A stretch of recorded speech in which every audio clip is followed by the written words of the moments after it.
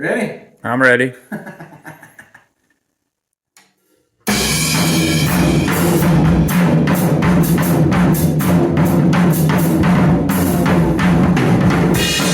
All right, Jim, drum stuff here. Been a while. I had one of our fans ask me the other day, "You guys still doing that?" It's like, well, yeah, but we're busy. So I was thinking we could bring this thing full circle right now. Not that we're permanently shelving it, but I was wondering if you could tell our listeners what that envelope's about up in the corner. I know you've got one of your videos out that talks about that, but I thought on our episodes here you could explain maybe that gap between having drums and then not having them for a long time and then getting them back, and then maybe where you're at currently on things. And I think that'd be an interesting way to bring these to a little bit of a full circle. And then if we've got little tidbits we can throw in later, we'll do that. But anyways, the floorboard is yours, Chim. Drum stuff. Yeah, we're still doing this. But we're not doing this, but we are doing this. No, we're coming back from from an accidental hiatus. Yeah, drum stuff came about from the envelope. Um, like Chosh was saying, there was this envelope in case for all you people with Zoom abilities, that little tiny dot up there in the picture of me playing drums at 16 years old. It's an envelope, it says drum stuff. It's all crumpled up. It's been folded in half for most of its life. Got a Sharpie out, said drum stuff. I threw some money in there. I was trying to get back into drumming, and we had moved. I had sold my electronic drums. I had nothing but, I'd had nothing left, really. A couple of pieces and parts and my trusty old snare drum. So, how do you do this when you're on limited funds? Well, you throw a few bucks into an envelope and you stash it in a drawer until it kind of builds up. And so that's what this was all about. And when I told Josh that story, he just thought, "Oh my gosh, this is so cool. We should do this as a podcast thing, drum stuff." I said, "Okay." So yeah, that's kind of the story, throwing some money in there and then looking and searching and trying to find, okay, you look in there and there's not much money. And any of you who have looked at buying drums know that drum stuff is not really that cheap. You can get cheap drums, but it's really hard to get cheap cymbals that sound good. And for those of you that don't remember, I am a cymbal, what do I say? A very particular cymbal snob. That's the word. And yeah, so drum stuff helped me with, it wasn't a whole lot, and I scrounged and I found some used stuff, and there was even some free stuff out there, and I put together this little drum set.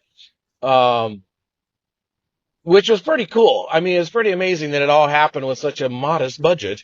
But yeah, so bass drum, floor tom, rack tom. I had my snare drum and no cymbals. And then the old drum stuff thing was empty. It's like, oh man. But from the videos and stuff, you guys can take a look and see it. It's a 4-piece, is what they call it, a 4-piece kit. So 1 is the snare, 2 is the rack tom, 3 is the floor tom, 4 is the bass drum.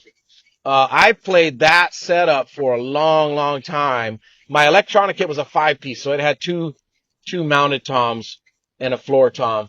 My first 2 sets that I ever played were 5-piece kits. So what's going on now? How do I bring this drum stuff envelope? It still has a little bit of money in it right now. I just keep refilling it as I can.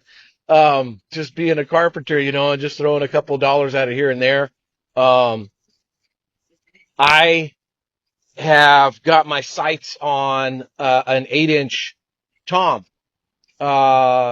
Specifically, I like the Yamaha Stage Custom 8x7. It's all birch.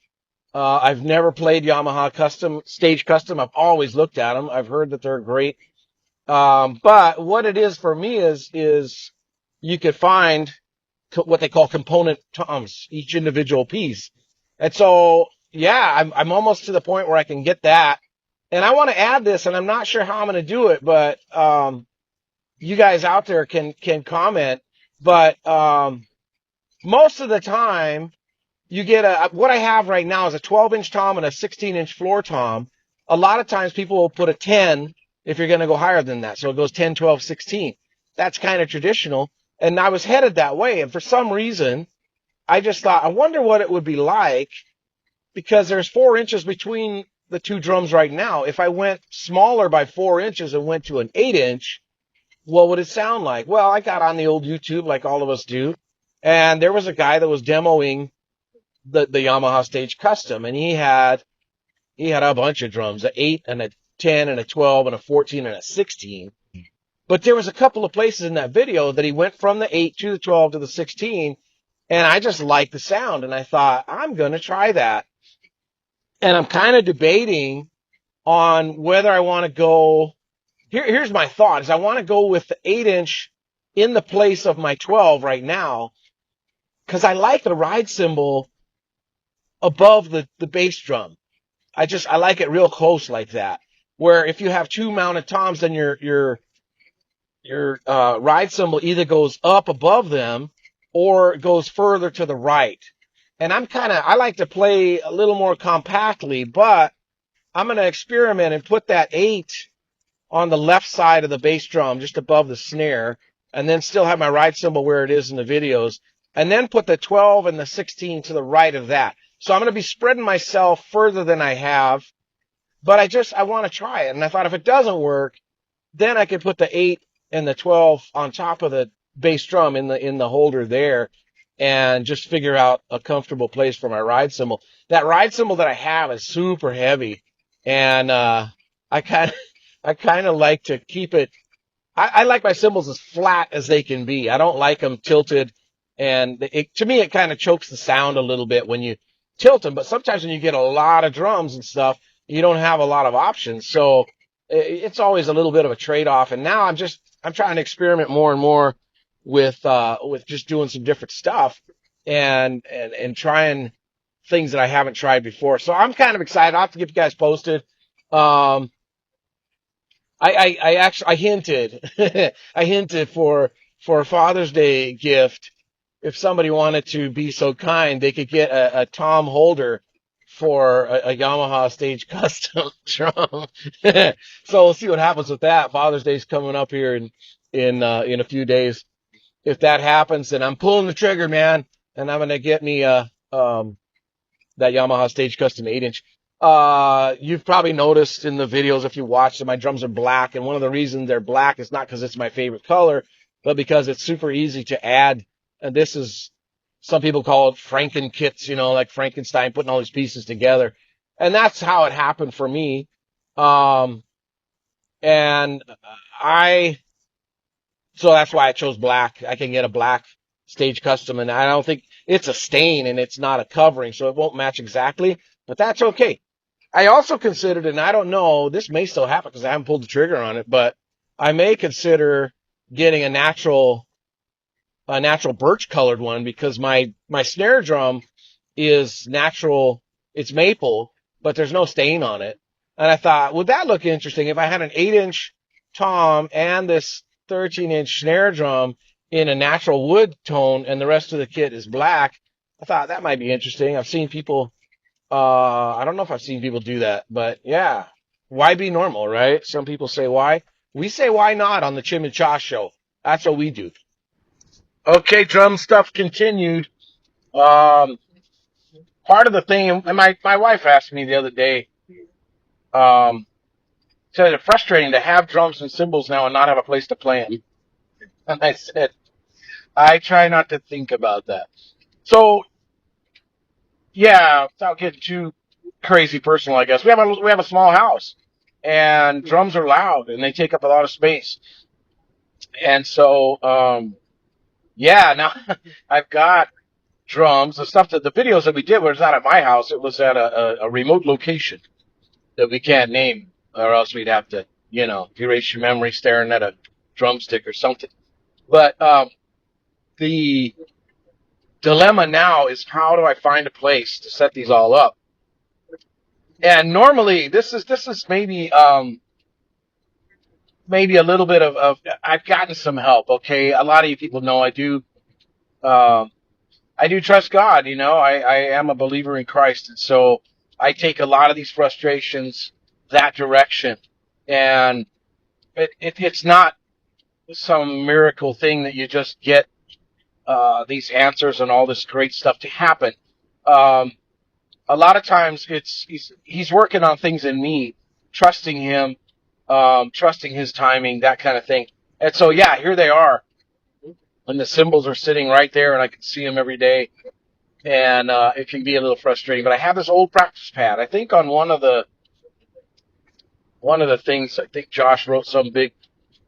Josh, he wrote some big fancy thing on top of my little practice pad. It's ancient Slingerland practice pad that my brother had.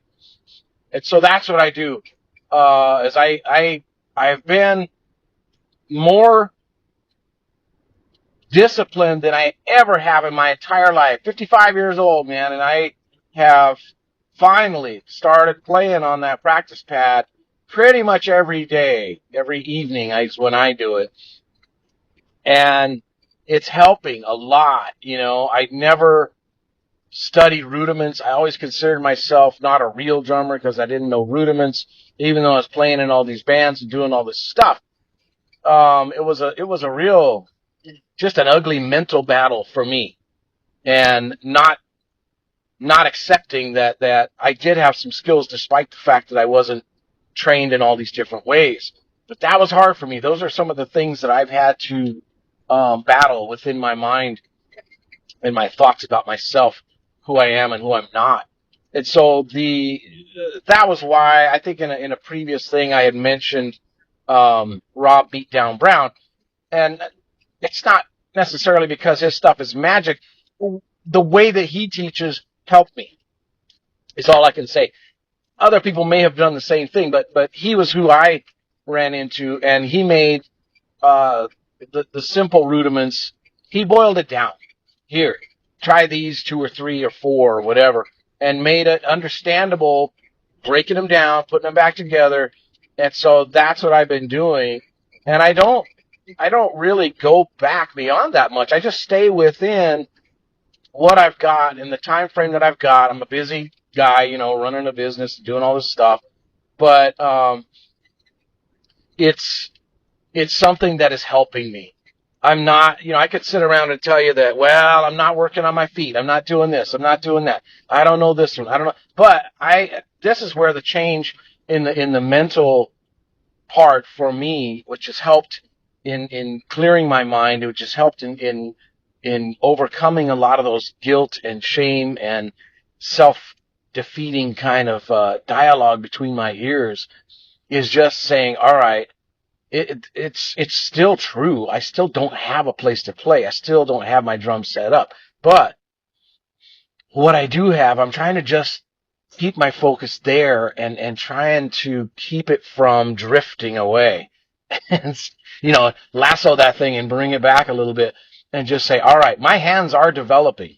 Okay, I've never had great hands, like I said, but I love playing. And after it's probably been a couple, maybe a month or maybe 2 months. I don't know exactly when I started on this practice pad. It was a little bit haphazard, but I've been trying to be more consistent with it, and it's helping. And I think there was something in pushing out those lies that says you're not a drummer because this, that, and the other. It's like, well, of course, we're all drummers to some extent or another one. If you're sitting down and playing drums, yes, some people are much more accomplished than others in certain ways, but you can still play. And I think that's what has helped me a lot, is that, you'll get that thing where like I have with the rudiment thing. Some people say that with reading music. Oh, you should never read music because it'll ruin everything. And it's like, maybe. But I think it's good to do both if you have the opportunity. But if you don't, you're not lacking. Just stay with it, stay with it and do what you do, but challenge yourself. And that's what I'm doing now. I'm challenging myself. And before, with my, the inner dialogue that is so defeatist, for me, is subsiding more and more. And I can sit around and I can look at those cymbals leaning against the wall, and I can go down and look at the drums all packed up, and I can go that direction. It's an option. But I'm choosing not to go down that option. Instead, take that energy and put it into sticking, on a practice pad. So um, there may be people out there that are listening that are, and it doesn't have to be drums, it can be anything, but you've got a dream and you've got some things that you want to do and you've got a lot of frustrations. I'm with you, man. I am with you. And I don't, I know I was talking to somebody about this. There is power in positive thinking, but it's not as powerful as everybody wants to imagine. And honestly, I would get quite frustrated with people giving advice that says, well, you just need to change your attitude. You need to do this. You need to consider all these things. And they mean well. And I appreciate the heartfelt, foundation of what they're saying. But it was so frustrating. I'm like, just quit with that. You just got to change your attitude. You just got to make everything happy. And I'm like, no. When you say that, it makes me mad. But saying that, no, I didn't say that. I just smile and wave, man. Smile and wave. That's what I would do, and I would just get very frustrated. And so it was, for me, it was getting away and just sitting. I sit on the edge of my bed on the practice pad, staring at those cymbals, leaning against the wall. This is how it goes for me, right? Pull the curtain back into the inner workings of the Chim and Chosh show. Um, but yeah, and I have like 5-10 minutes, and I have a few different exercises that I do. One of them I got a long time ago, and I think it was from Phil Collins. Um, but just to play singles, left, right, left, right, left, right, left, right. Do that for a little bit. Make them even and as fast as you can, still being relaxed. And then go to doubles, left, left, right, right, left, left, right, right. Same thing, as fast as you can and still be relaxed, which takes a lot of time. And then you go to threes, and then you go to fours, and then you go to fives. Now the fives and the sevens, tap your foot. I can't remember who told me this. It might have been Rob Brown. Tap your foot and feel it. Go slow, and divide and conquer was another good drumming friend of mine said. Divide and conquer. Slow it all down, get a handle on it, and then speed it up again. But yeah, do fives, and then sixes, sevens, and then eights. Eight shots with one hand, 8 shots with the other hand. And it takes a while, and I did them a long time ago, and I got really frustrated and stopped doing them. And just that whole defeatist thing, man, oh man, it was bad. And so I'm in a different place mentally, and that has helped a lot. And I contribute that to some things that God has been doing in my life and helping me through some difficulties and all these different challenges that I've had to face. And so that may be part of the deal. It may be a step before hitting the practice pad that you need to do before you start playing. For me, that's what happened. But yeah, hopefully that's encouraging to some of you guys that are out there that are frustrated, that want to play and don't have the opportunity. Do what you can do today. Work on the mental dialogue between your ears, and see where God takes you. And in the scriptures it says love is patient and love is kind, and I think those two are there because we need them the most. So yeah, get out there and go for it. Chim, you're like a cat that always lands on his feet. Bring up drums and boom, you're off and running. So that was fun. It's been a little while since we talked about drums, and you just go for it. It's fun to listen to, and a lot of great life lessons too. I like where you went with that, and it cracks me up how when we first started doing this, we were wondering, like, should we just stick to drums or talk about other things? And it just ends up you can't not talk about the Lord when it's part of your day-to-day relationship with him. So it's really cool to hear that we've been there. And yeah, I was thinking we could say we do take donations for 8-inch toms. So feel free to Venmo the Chim and Chosh show, but I guess I don't think technically we can do that yet. You got to get set up and stuff. So. Anyways, envelopes. We do accept drum stuff envelopes randomly dropped in our vehicles as well. No, it's all for fun.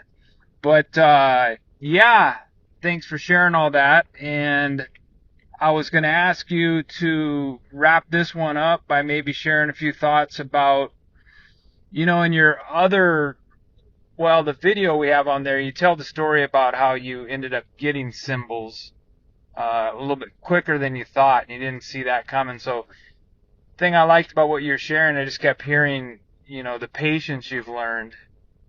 And also, I was thinking about the serenity prayer, like you were doing what you can do. God, give me the courage to know the difference between, I won't quote the whole thing, but basically what I can do and what I can't do, and just trust God in that, and have the peace. And that, yeah, you're a living example of that. So that's cool. And then, so like you can practice right now on the pad, and you're working towards getting the setup. So we've had Chim and Chosh have brainstormed some ideas on getting the setup, a little shed or something. But yeah, I was wondering if maybe you could share a little bit about how you ended up with the cymbals quicker than you thought. It's kind of a combination of the patience and then all of a sudden some unexpected blessings. And then also maybe what, if you want, share what you're thinking about a little setup for getting your drum set up. But, all right, I'll turn the time back over to you, and then that'll be episode 4 of Drum Stuff. Correction. I guess I went to go put on the last two you sent, and that would have put this quite a bit over 40 minutes. So I'm reminded of a Far Side cartoon where there's a mosquito that's getting really big, and the other mosquito says to it, "Pull out, Betty. He hit an artery." I think we hit a drum artery, which is a good thing. But I think even for our most ardent fans, an hour, 45 minutes to an hour might be a little bit long. So I think we'll go to episode 5 after this and have you answer those questions that I asked. So, yeah, you're not going to want to miss it, folks. You'll be like an undercooked baked potato if you don't listen to the rest of the story, and you don't want to be like that the rest of your life.